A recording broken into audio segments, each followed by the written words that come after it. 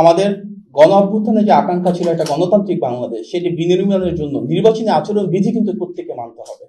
বাসায় বাসায় গিয়ে ভোটার আইডি কার্ড সংগ্রহ করা, বিকাশের নাম্বার নেওয়া, এটি তো কোনোভাবেই কাম্য না। আমরা বলছি সাধারণ মানুষ যেন এগুলোর ব্যাপারে সজাগ থাকেন, কারণ জনগণের অনেক আকাঙ্ক্ষা রয়েছে এবার ভোট দেওয়ার ক্ষেত্রে। সেখানে লেভেল প্লেইং ফিল্ড যেন নষ্ট না হয়। আমরা যদি দেখি নির্বাচনী আচরণ বিধি লঙ্ঘন করে কেউ সংঘবদ্ধভাবে বিভিন্ন জায়গায় গিয়ে ব্যালট বাক্স নিয়ে আমরা যেটা দেখলাম প্রবাসে, দেশের অনেক জায়গায় আইডি নিচ্ছেন, বিকাশ নাম্বার নিচ্ছেন, এগুলো অনাকাঙ্ক্ষিত।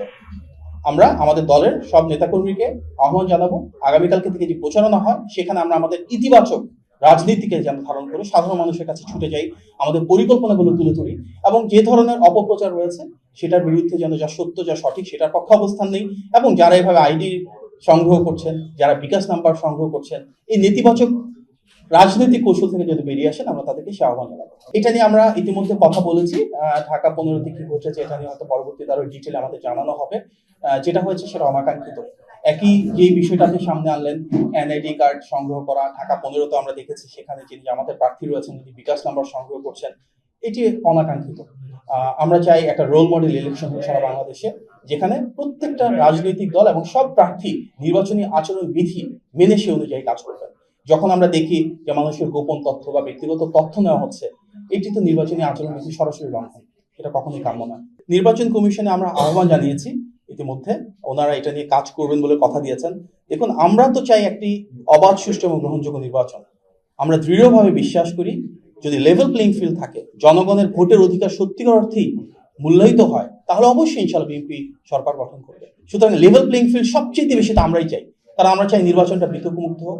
আমরা চাই নির্বাচনে জনগণ দীর্ঘদিন পরে যে আবেগ, আকর্ষণ, অনুভূতি রয়েছে তার উপর ভিত্তি করে ভোট দিতে পারো, সেই পরিবেশ যেন সৃষ্টি হয়, তার জন্য সবচেয়ে বেশি দায়িত্ব নির্বাচন কমিশনের। সুতরাং আমরা বরাবরের মতোই বলে আসবো, একটা লেভেল প্লেইং ফিল্ড নিশ্চিত করা এবং নির্বাচনটা যেন ত্রুটিমুক্ত হয়, নির্বাচনটা যেন বিতর্কমুক্ত থাকে, এবং সেই নির্বাচনে যেন প্রত্যেকটা দল নির্বাচনী আচরণ বিধি মেনে কাজ করে, সেটা অবশ্যই নিশ্চিত করতে হবে। সেই দায়িত্ব নির্বাচন কমিশনার।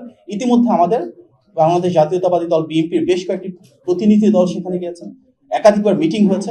আমরা নির্বাচন কমিশনকে আহ্বান জানিয়েছি তারা যেন এই বিষয়ে শক্ত একটি অবস্থান গ্রহণ করে। আমরা আহ্বান জানাবো যে সচেতন এবং দায়িত্বশীল রাজনৈতিক দল হিসেবে যেন প্রত্যেকে যার যার দায়িত্বটুকু পালন করে।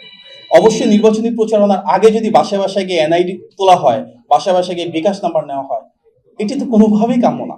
সুতরাং নির্বাচনী প্রচারণায় যেন প্রত্যেকে যার যে দায়িত্বটুকু আছে সেটা পালন করে, এবং নির্বাচনী নীতিমালা যেটা রয়েছে সেটা পুঙ্খানুপুঙ্খভাবে অনুসরণ করে, সেটা আমরা সবার প্রতি আহ্বান জানাবো। গণ অভ্যুত্থান হয়েছে, তার আগে 15 বছরের একটা ফ্যাসিবাদ বিরোধী আন্দোলন ছিল। দীর্ঘ সময় দেশের সাধারণ মানুষ যেমন ভোট দিতে পারেন নাই, একই সাথে এটা সত্য যে অনেক ত্যাগী, সংগ্রামী রাজনীতিবিদ রয়েছেন যারা কখনো নির্বাচনে অংশগ্রহণ করতে পারেন নাই।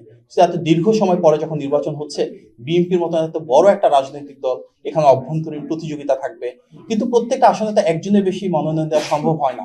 সুতরাং অনেক আসনে এমন অনেক প্রার্থী রয়েছেন, অনেক ত্যাগী, অনেক সংগ্রামী, এই দলের জন্য ওনাদের অনেক বড় ভূমিকা রয়েছে। হয়তো কারো কারো ভিতর সেই অনুভূতি রয়েছে যে নমিনেশনটা তিনি পেতে পারতেন, হয়তো নমিনেশন উইথড্রয়ালের সময় চলে গিয়েছে। এখন আমাদের নির্বাচন পরিচালনা কমিটি থেকে ওনাদের সাথে আলাপ আলোচনা করা হবে, বিএনপির শীর্ষ নেতৃত্ব থেকে আলাপ আলোচনা করা হবে। তারপরে যদি কেউ থাকেন নির্বাচনী মাঠে, অবশ্যই দল থেকে সাংগঠনিক ব্যবস্থা নেওয়া হবে, এবং যারা যারা রয়েছেন সেক্ষেত্রে দল থেকে সাংগঠনিক ব্যবস্থা নেওয়া হবে শেষবার কথা বলার পরে। এবং আমরা তো অবশ্যই চাবো পুরো দল এবং দলের প্রতিটা অঙ্গ এবং সহযোগী সংগঠন যেন এক হয়ে যারা ধানের শীষে কাণ্ডারি ওনাদেরকে বিজয়ী করবার জন্য সর্বশক্তি দিয়ে সর্বোচ্চ আন্তরিকতা নিয়ে কাজ করবেন। যারা সেটি করবেন না তাদের জন্য তো অবশ্যই সাংগঠনিক ব্যবস্থা দল থেকে নেওয়া হবে। আমরা লেভেল প্লেইং ফিল্ড নিশ্চিত করতে চাই। দেখুন, প্রবাসী ব্যালটের ক্ষেত্রে যেটা হয়েছে, অত্যন্ত একটা সুকৌশলে বা অপরাজনীতির একটি কৌশলের মাধ্যমে আমরা সেখানে দেখলাম ব্যালট বক্সের সিরিয়ালটাকে ম্যানিপুলেট করা হয়েছে। যদি লেভেল প্লেইং ফিল্ড আমরা পেতাম তাহলে এই ম্যানিপুলেশনটা হতো না। তার মানে কি, নির্বাচন কমিশনের হয়তো নির্দিষ্ট কিছু ব্যক্তি রয়েছে, একটা অংশ রয়েছে যারা এভাবে পূর্ব পরিকল্পিতভাবে ম্যানিপুলেশন করছেন।